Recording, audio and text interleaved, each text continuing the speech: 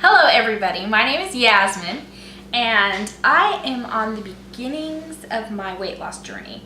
I am right now going to make for you a taco pizza with a cauliflower crust. Yum. I happen to love this taco pizza at a very close by pizza place, and in order to make it a little more healthier for myself, I've decided to come up with this recipe. I hope you enjoy. Of course, one of the first things you're going to do is preheat your oven at 450, and so it's ready for you whenever you're done with making your crust. These are the ingredients to my taco pizza with a cauliflower crust. For the cauliflower crust, we have, of course, a head of cauliflower, some mozzarella cheese, 2 eggs, and then thyme and rosemary, or whatever herbs that you like to use. For our toppings, we're going to be using a pound of extra lean ground beef, or if you want to substitute turkey or chicken or whatever, you can. A couple of jalapeños, or to your taste. I like things spicy. So we have a half of an onion that's diced up. We have garlic cloves. And then we have chili, garlic, we have cumin. I do have seasonal because I love this stuff. It is a little high in sodium. It's your choice if you want to use it or not. And then some pepper.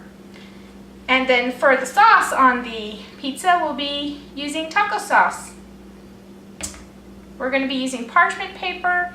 And then it's up to you if you want a little bit of coconut oil or some olive oil non-stick spray to put on there so your crust doesn't stick to your pan. That's great. Obviously, we really need the parchment paper. It really does stick a lot.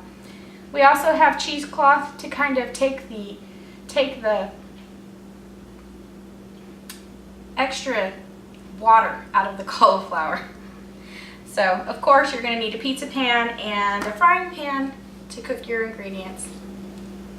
I will put all the measurements and ingredients in the description of this YouTube video. The first thing I'm going to do is cut up my cauliflower into smaller chunks in order to fit into my most amazing food processor. If you don't have one of these ninjas, I suggest you get one because it makes my life a whole lot easier. One of my best friend's sisters and her husband got me this, and I love it. I'm going to send you to my description where I'm going to post a link so you can get one for yourself. So after we turn this into cauliflower snow or rice, whatever you want to call it, we're going to put it into the bowl where we're going to microwave it. This is about the size I cut my cauliflower florets into. And then I'm going to stick it into my... Now I'm going to puree the cauliflower.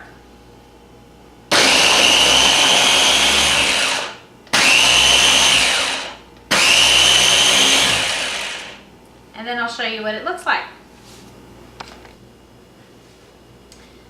Now I've grated it up, and it is about the consistency of like Parmesan cheese. If you can see in here. This Ninja's great. It's got like 3 tiers. So. Okay, so I forgot to put my garlic in with my cauliflower. I usually chop it up all together. But now I get to show you the second part of the Ninja. This is the smaller one. I'm just going to throw it in here. You can put the head down, and this head fits the big one and it fits the smaller one. So I'm just going to chop it up.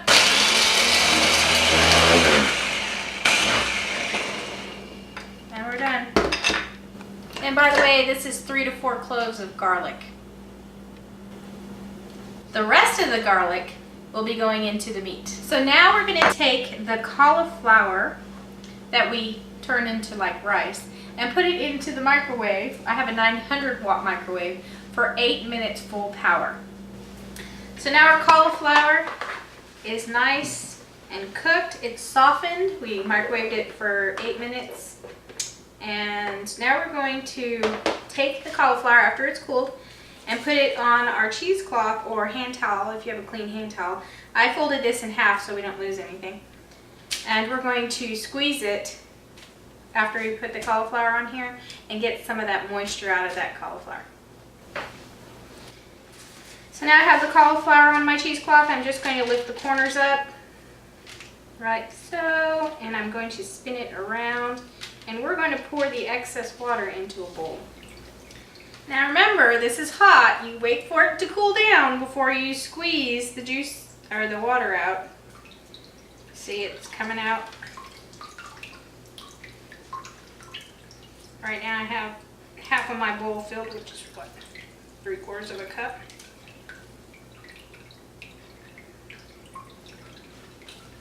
Okay, there you go. Okay, so now the juice is all squeezed out of it. We're going to put in a 1/2 cup of mozzarella cheese. I'm going to put in my favorite herbs, tablespoon of thyme and a tablespoon of rosemary. Yum. We're also going to put in 1 egg. And remember, with the thyme, if you're using fresh, to mince it up before you put it in. If you're going to use like the already dried herbs, then you have to remember that 1 teaspoon of dried herbs is equivalent to a tablespoon of fresh. So here's my 1/2 cup of mozzarella, and I'm going to use 1 egg. 1 egg. And I'm just going to mix all that up.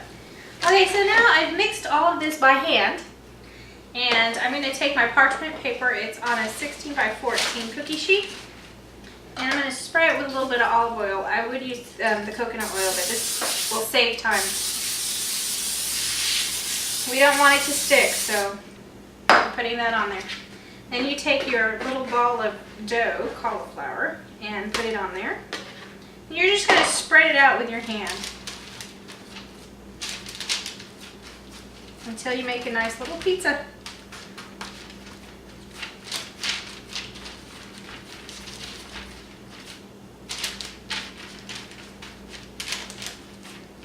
And don't make it too thin or too thick. If you make it too thick, it's really, really crumbly. It's going to be crumbly anyway, it's cauliflower.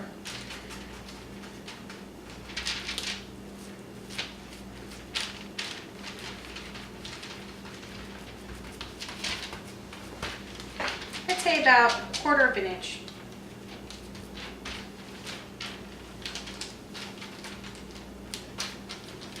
There we go. Now we have our crust. So now I'm going to take my lovely pizza and stick it in my oven that is preheated at 450 degrees. It's going to cook for about 15-20 minutes or until it's lightly browned on top. Make sure you keep an eye on it. You don't want it to burn. Okay, so I just put my pizza crust, my cauliflower pizza crust in the oven. Now I'm going to brown my meat. This is a pound of extra lean 93.7 meat. I'm going to brown it, take all the juice and the fat out of it. Then I'm going to season it with my cumin, my garlic powder. I'm actually going to put real garlic in it as well, and some seasonal and chili powder. And then I'm going to add 1/2 of my onions. I have a 1/2 of an onion here. I'm going to use about 1/2 of it to brown with my meat. And then I'm also going to add my jalapenos. These are 2 chopped jalapenos, and cook that all together to put on top of my pizza. So now I just browned my meat. I'm going to go ahead and put the garlic, all the rest of the garlic in, which is about 6 cloves because I like garlic. It's the Oriental in me. I'm going to put in 1/2 of these red onions. You can use whatever onions you like. And I'm going to put in these jalapeno peppers. There's 2 of them there that are chopped. I'm also going to put in, this is each a tablespoon. This is garlic powder. I like my food seasoned a lot, as you can tell. This is seasonal. That's a tablespoon too. We have cumin, and then chili powder. And then you can have black pepper to taste.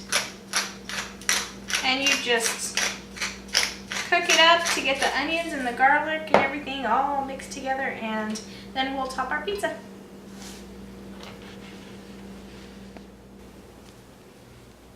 So now our crust is all baked and nice and golden brown. It looks so good. Next we're going to top it with some taco sauce.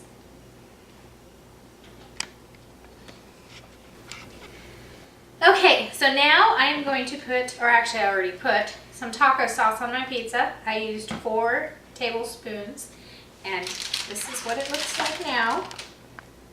Next we're going to put on our toppings.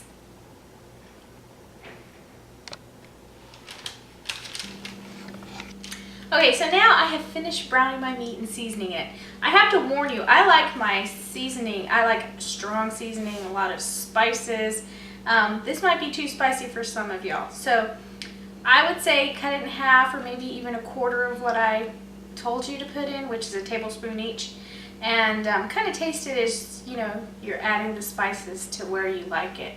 Also, the jalapeno is optional, so don't put that in if you don't like your food spicy like I do. So anyway, our next step will be to add the meat onto our pizza and then add some cheese on top of it. Throw it back in the oven, let it melt, and then bring it back out and then add all the fresh ingredients. So I'm going to add on the meat, and the cheese is right now, and we'll pop it in.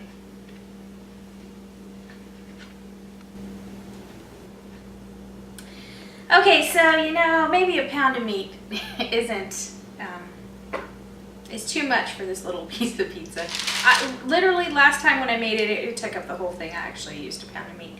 But half a pound, or you know, a little under half a pound will be plenty. I did put 1/4 cup of pepper jack and of cheddar. Of course, if you want to reduce calories, you can just use low-fat cheese or no-fat cheese.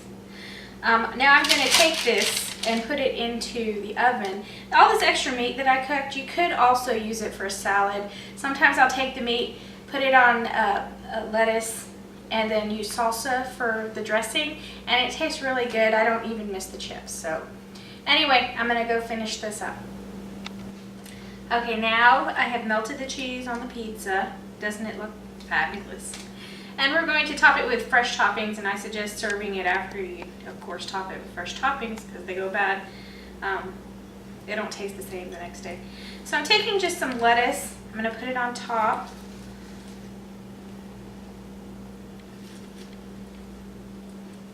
Man, I just love taco pizzas. It's good stuff. I usually have cilantro and some other ingredients. I don't have them today, but that's just an idea I'm tossing out there. Cilantro is really good. Richard really likes onions, so I'm going to put a little bit of onions. And Richard is my husband. My sweet honey. He's the one filming this. And we also have some black olives.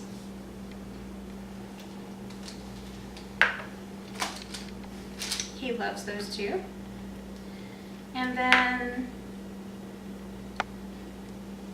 even if you wanted to, if you had the points or whatever, you could add some fresh avocado. I like avocado, it's good stuff. So I would put that on there. You could, if you wanted, put some salsa on there, but you have taco sauce. Oh, you could also substitute salsa for the taco sauce if you wanted to. And there we go. This is our pizza.